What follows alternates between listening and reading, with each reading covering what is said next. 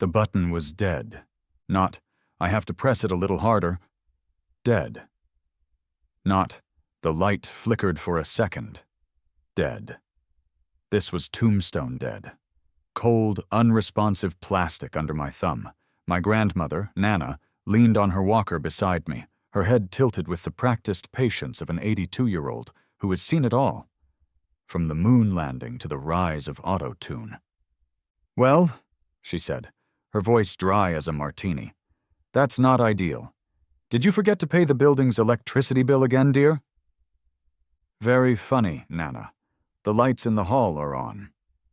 I jabbed the button again, then a few more times for good measure, as if I could somehow bully the electrons into flowing through sheer force of will. Nothing. The little digital display above the polished steel doors remained a blank, mocking void. This wasn't just an inconvenience. For my Nana, Eleanor, this lift was not a luxury. It was a lifeline. 3 flights of stairs might as well have been Mount Everest for her arthritis-riddled knees. We lived on the 3rd floor of the Pleasant Vistas condominiums, a name so aggressively generic it had to have been chosen by a committee. And that committee, in its infinite wisdom, had installed exactly 1 elevator. 1. Which was now, apparently, on an unscheduled vacation. This smelled of Brenda. Brenda was the self-appointed queen of our homeowners association. She was a woman who moved through life with the grim determination of a tax auditor, armed with a 3-ring binder of bylaws that she treated with the reverence of a holy text. My existence seemed to be a personal affront to her sense of order. In the 2 years Nana and I had lived here, I had amassed a stunning collection of violation notices. There was the welcome mat that was, and I quote, a full 1/4 inch in excess of the approved 36-inch width. There was the festive wreath I'd left on my door until January 3rd, a full 48 hours past the official holiday decoration period. And who could forget the great wind chime incident of last summer, a fiasco that involved decibel readings and a formal petition. Living under Brenda's reign was a low-level Cold War, fought with passive-aggressive emails and thinly veiled threats. But this felt different. This was a tactical escalation. "I'm going to check the breaker," I announced, striding down the hall to the utility closet. "Do check if she's left any booby traps," Nana called after me. "She strikes me as a tripwire sort of person." The closet was unlocked, as usual. I scanned the neat rows of circuit breakers. None were tripped. Everything looked normal, humming along with quiet efficiency. But then I saw it. Next to the main panel was a smaller, heavy-duty metal box with a single thick lever. A label printed on a dymo machine read, "Elevator Power Disconnect." And snapped through the handle, preventing it from being switched on, was a brand-new, terrifyingly shiny padlock. My blood ran cold. No way. She wouldn't. That's not just petty, that's a felony? Surely it's a felony. Taped to the box was a pristine, laminated notice, perfectly centered, its corners flawlessly square. It was so quintessentially Brenda that it might as well have been signed in her own blood. I ripped it off the box. The lamination crinkled in protest. "What does the royal decree say?" Nana asked, having shuffled slowly down the hall to join me. I read it aloud, my voice dripping with the disbelief of a man witnessing a new frontier in human pettiness. "Per HOA Bylaw 7, Section 4A, regarding communal utility expenditure, the elevator is undergoing an unscheduled emergency maintenance review due to reported excessive usage and noise complaints." I paused, letting the sheer audacity of the words hang in the air. "Service will be suspended pending a full board review. We appreciate your cooperation in maintaining community standards. Signed, the board." "The board," Nana scoffed. "That's like the Queen of England saying we are not amused." "We all know it's just Brenda." She patted my arm. "Excessive usage? Noise complaints? The only noise it makes is a gentle hum. It's quieter than Brenda's breathing when she's watching you from her window. So, what's the plan, Patton? Are we tunneling out?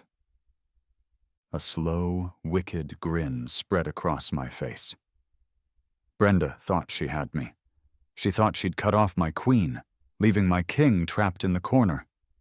She had isolated my most vulnerable piece, leaving me stranded and helpless. She was playing checkers, and it was a solid, if villainous, move. The problem for Brenda was I wasn't playing checkers. Tunneling? Nana, please. I looked at her, my eyes gleaming with the fire of a man who absolutely lives for this kind of problem. I'm a systems analyst. I plan for contingencies. I turned and walked back into our apartment, straight to the large hall closet. Nana followed, her walker clicking softly on the laminate floor. I reached past the vacuum cleaner and the winter coats, my fingers finding the cool metal frame I'd stashed in the back. I pulled. Out rolled a large, folded-up contraption of aluminum and black rubber. It looked like a hybrid of a wheelchair and a battle-bot. Nana's eyes widened. Good heavens, what is that magnificent beast? I unfolded it with a series of satisfying clicks and clacks. I flipped a switch and a small bank of green LEDs lit up. A low, electric whir filled the hallway. I'd bought it 6 months ago after the lift had a minor hiccup. I found it barely used on a medical supply auction site and couldn't resist. It was my emergency preparedness plan, my ace in the hole. That, Nana, I declared, gesturing with a flourish, is the Brenda Begoner 3000, or, as the manufacturer calls it, a mobile stair lift. I patted the seat. Hop in, doctor's orders.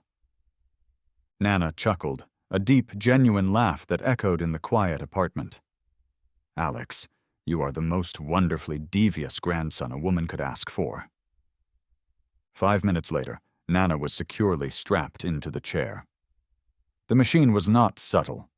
It was a purpose-built instrument of conveyance, and its purpose was to conquer stairs. I gripped the handles, engaged the motor, and tilted it back. The rubber tank treads gripped the top step of the stairwell with a reassuring firmness. Whir, clunk, whir, clunk. The sound was glorious. It was the sound of a perfectly executed counter-move. It was the sound of a problem being solved with technology and a healthy dose of spite. It echoed through the unnaturally quiet stairwell, a mechanical war cry announcing to the entire building that while the Queen may have fallen, the game was far from over. We were halfway down the first flight when a door creaked open below. It was the door to apartment 1B Brenda's apartment. I could feel her presence, her aura of incandescent rage radiating up the stairs. The whirring of the treads was about to be joined by the shrieking of a wild Karen. Showtime. As we made our triumphant, noisy descent to the ground floor lobby, Brenda emerged. If her face were a weather report, it would have been a Category 5 hurricane. The smug satisfaction she must have been feeling had been replaced by a mask of unadulterated fury. Her mouth was a thin, hard line. Her eyes, narrowed to slits, darted from me to Nana to the magnificent machine currently ferrying Nana down the last few steps. What? She hissed, the word struggling to escape her clenched jaw. Is that thing? I brought the chair to a gentle stop on the lobby's tiled floor and offered her my most cheerful customer service smile. Morning, Brenda. Beautiful day for an unscheduled maintenance review, isn't it? This is just our temporary mobility solution. Since the lift is, being reviewed, wouldn't want Nana to miss her rheumatology appointment. Liability and all that. Brenda's face flushed a dangerous shade of crimson. You can't. That's a violation. She was practically vibrating with indignation. She was on home turf now. The lobby her throne room, the bylaws her scepter. Bylaw 12, Section 8. No unauthorized mechanical or motorized devices are permitted in common areas. It's explicit. From her perch in the chair, Nana peered at the machine as if noticing it for the first time. Is it mechanical or motorized? I always get those confused. Alex dear, is this a violation? Well, Brenda, I'm so glad you brought that up, I said, my tone sickeningly sweet. I actually took the liberty of reviewing the bylaws myself this morning. Section 12, 8 specifically mentions scooters, hoverboards, and segways. This, I patted the arm of the stair lift, is an assistive medical device. It's an entirely different legal category. In fact, I believe it's covered rather extensively under a delightful little piece of federal legislation called the Americans with Disabilities Act. You've heard of that one, right, Brenda? Big federal law. Comes with fines that have lots of zeros. Very messy if you get on the wrong side of it. The mention of the ADA was a direct hit. I saw a flicker of uncertainty in her eyes. It was the first time I'd ever seen her look anything less than absolutely certain of her own divine authority. She was used to steamrolling retirees over rose bushes and welcome mats, not being calmly countered with federal law. She recovered quickly, falling back on a different line of attack. It's making a racket. That's a noise violation. Bylaw 9. You'll be hearing from the board. Can't wait to read the email, I chirped. With that, I pivoted the chair, piloted Nana right past the fuming HOA queen, and out the heavy glass doors into the sunshine. Round one to me. By the time we returned from the appointment, my inbox was a war zone. Brenda had clearly spent the entire morning stewing in her apartment, her fingers flying across her keyboard, transforming her rage into meticulously formatted poison darts. There were 3 new emails from the official HOA account, all time-stamped within minutes of each other. I opened them and read them aloud to Nana in my most dramatic documentarian voice. Email the first, I announced. Subject, official warning, noise violation. Bylaw 9. This letter serves as a formal warning regarding the excessive and disruptive decibel level produced by the unapproved device utilized in the main stairwell at approximately 9:15 a.m. Nana snorted. Disruptive to what? Her morning brooding session? Email the second, I continued, undeterred. Subject, official warning, unapproved alteration to common area. Bylaw 15. She's claiming the chair's rubber tracks left significant scuff marks on the stair treads, compromising the aesthetic integrity of the community space. I immediately walked over to the front door, opened it, and took a high-resolution photo of the completely unscuffed, immaculate stairs, evidence for the inevitable court case. And the grand finale, I said, clicking open the last email. Subject, official warning, endangerment of residents, Bylaw 5. This one's a work of art, Nana. She's accusing us of creating a severe tripping and collision hazard, and that my reckless operation of the device constitutes a direct threat to the safety and well-being of other residents. Endangerment? Nana said, looking down at her knitting needles. The only thing I'm endangering is her blood pressure. Oh, this is beautiful, I mused, saving screenshots of all 3 emails into a dedicated folder on my desktop simply labeled Brenda.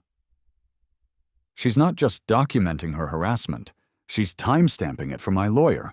It's like she's building my case for me, brick by passive-aggressive brick. The next morning, Brenda escalated from digital warfare to summoning law enforcement. As I was piloting Nana down for a trip to the grocery store, we were met at the bottom of the stairs by 2 uniformed police officers. One was older, with a mustache that had seen better decades, and an expression of profound weariness that suggested he'd seen every form of human foolishness and was no longer impressed by any of it. The other was younger, taller, with a bright, earnest face that was struggling and failing to maintain a professional poker face. Behind them, looking as smug as a cat who'd just pushed a priceless vase off a mantel, stood Brenda. Ah, the nuclear option, I thought. She called the cops.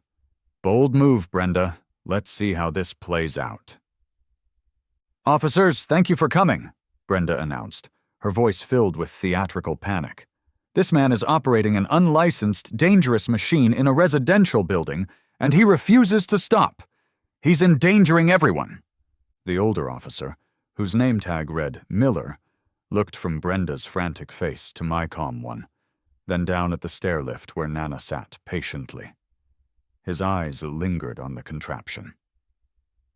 "Sir," he said, his voice heavy with the exhaustion of 1,000 pointless calls, "is this your tank chair?" "It's a mobile stair lift, officer," I replied calmly, professionally. "For my grandmother. She has severe arthritis." I gestured to Nana, who immediately deployed her ultimate weapon, a sweet, disarming, grandmotherly smile that could melt glaciers. "It's my chariot, dears," Nana said to the officers. "The main elevator is, shall we say, under review." The younger officer, Davis, coughed to cover a smile. "And why is that, ma'am?" he asked, his curiosity getting the better of him. "That is a fantastic question, Officer Davis," I jumped in. "Brenda, perhaps you could show the officers the official notice you posted when you illegally cut power to a required accessibility feature for a senior citizen?" Brenda's triumphant expression vanished, replaced by a flash of panic. Miller's weary eyes narrowed. His gaze shifted from the stair chair to Brenda, and I could see the gears turning in his head. The pieces of the puzzle were clicking into place, and the picture they formed was not flattering to the complainant. "Ma'am," Officer Miller said, his voice now devoid of any humor, "did you disable the elevator in this building?" It's under maintenance review," she sputtered. "It's an internal HOA matter." "Uh-huh," Miller grunted, clearly unconvinced. "So this is a civil dispute about a broken elevator." He turned his full attention back to me. "Is this device damaging any property or hurting anyone?" "Nope," I said, popping up. "The tracks are made of soft rubber, officer, and Nana's the only passenger. We're just trying to get to the grocery store to buy some prune juice and cat food. The very picture of public menace, I know." That was the final straw for Officer Miller. He let out a long, slow sigh, the sound of a man whose faith in humanity had just taken another direct hit. He turned and gave Brenda a look that could curdle milk. "Ma'am, this is not a police matter. This is a disagreement between you and your neighbor. Do not call 911 again unless there is a real, actual emergency. Have a nice day." Miller and Davis turned and walked away without another word. As they passed through the lobby doors, Davis glanced back over his shoulder and gave me a subtle, almost imperceptible nod of respect. I gave him a small smile in return. I engaged the motor on the stair lift and smoothly wheeled Nana right past a mortified, speechless Brenda. Her public humiliation was complete. I'd seen at least 3 other apartment doors creak open during the confrontation, their occupants peeking out to witness the drama. Brenda hadn't just lost the battle. She'd lost it in front of an audience. That night, fueled by a potent combination of coffee and righteous indignation, I went on the offensive. Brenda wanted to live by the binder? Fine. We'd live by the binder.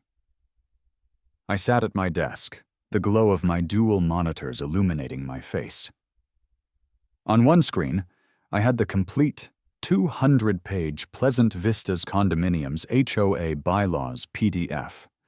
On the other, I had browser tabs open to the official government websites for the Americans with Disabilities Act and the Fair Housing Act. It was time to do some research. You live by the sword, Brenda, you die by the sword, I thought, cracking my knuckles. Or in this case, you live by the binder, you die by the binder. Let's see what treasures are hidden in this masterpiece of bureaucratic nonsense. For hours, I did a deep dive, cross-referencing, highlighting, and annotating. And slowly, a plan began to form. It was audacious, it was petty, and it was, as far as I could tell, gloriously, unimpeachably legal. First, I found the Capital Improvement Clause. It stated that any homeowner could make a capital improvement to their own unit, which included limited common elements like balconies and patios, provided they submitted plans to the Architectural Review Board for approval. Second, I read deep into the Fair Housing Act. It didn't just say landlords and HOAs had to allow reasonable accommodations for people with disabilities. It said they had a legal duty to approve them. Denying a necessary accommodation was a form of housing discrimination. Cutting power to the only elevator in a building with disabled residents? That wasn't just a breach of contract, it was a potential federal crime. Finally, I found the loophole. The Architectural Rules section was a testament to 1970s design sensibilities. It was obsessed with aesthetic harmony, but the list of pre-approved paint colors and building materials was laughably outdated. And there, nestled between desert tan and avocado mist, was a color swatch that made me grin from ear to ear, harvest gold. The plan was no longer just about getting the main lift turned back on. That was small time. No, this was about a permanent solution. This was about building a monument to this fight. A monument that Brenda would have to look at every single day. The next afternoon, a man named Mike was standing on my balcony. He was a contractor, built like a cinder block with a grizzled beard and a cynical attitude that told me he'd seen it all. "So, here's the deal, Mike," I said, leaning against the railing. "The HOA president, let's call her she who must be obeyed, has disabled the building's only elevator. I need a permanent solution." Mike chuckled, a low rumble. "An HOA battle, my favorite. Let me guess, she measures the grass with a ruler?" "You have no idea. So here's my idea." I pointed down from the balcony, 3 stories to the grassy common area below. "I want to install a personal exterior lift, right here, bolted to the building, running from my balcony down to a concrete pad on the ground." Mike whistled long and low. "That's a statement. That's not just a lift. That's a declaration of independence. It's doable. Gonna need city permits, an engineer's report, and the HOA will lose their ever-loving minds." "That's the point," I said. "According to their own rules, my balcony is a limited common element attached to my unit. And under federal law, they have to approve reasonable accommodations for my grandmother's disability. We're going to submit plans so detailed, so ironclad, so perfectly compliant with their own stupid rules that they'll have no legal grounds to deny it." A slow, predatory grin spread across Mike's face. "And we'll make sure to get all the proper permits from the city before we submit to the HOA, so they can't touch us on that. Oh, I like you, kid. This is gonna be fun." We shook on it. An alliance was formed. As he was leaving, I pointed to my monitor. "And for the color of the lift's housing, I was thinking this one. It's on their approved list from 1978. Mike leaned in to look. "Harvest gold?" he read, then threw his head back and laughed. "Oh, that's just mean. I love it." A week later, after Mike's architect had drawn up the plans, and I'd gotten a preliminary consultation with a lawyer friend, I hit send. The email, addressed to the entire HOA board, was my Trojan horse. Attached was a 50-page PDF, a masterwork of bureaucratic warfare.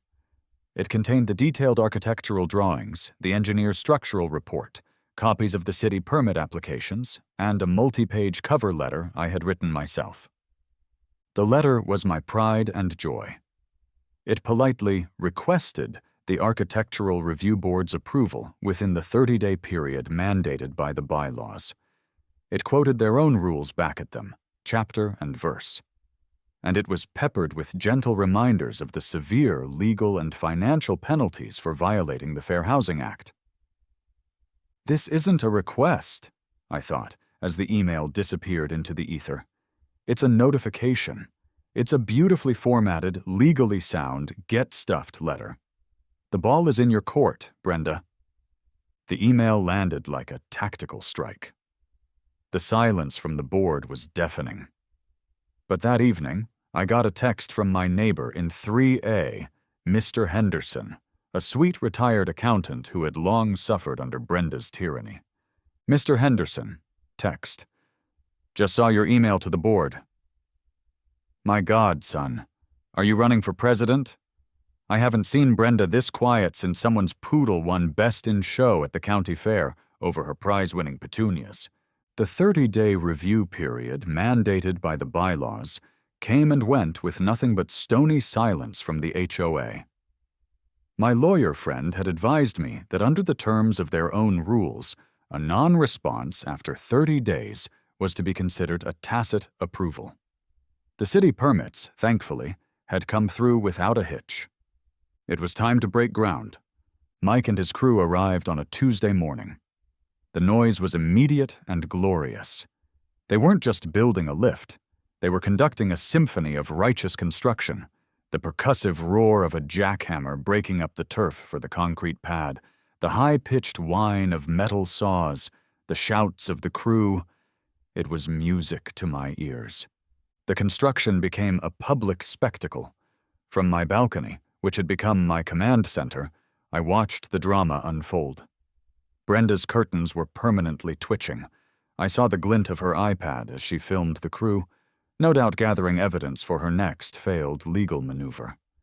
Other residents would peek out their windows, some with disapproval, but many, like Mr. Henderson, with unconcealed glee. He gave me a hearty thumbs up from his window every morning.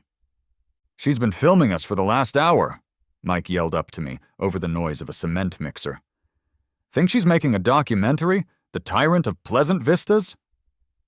"Probably for her lawyer," I yelled back. "Let her. Every minute you guys are out here is a minute we're closer to finishing.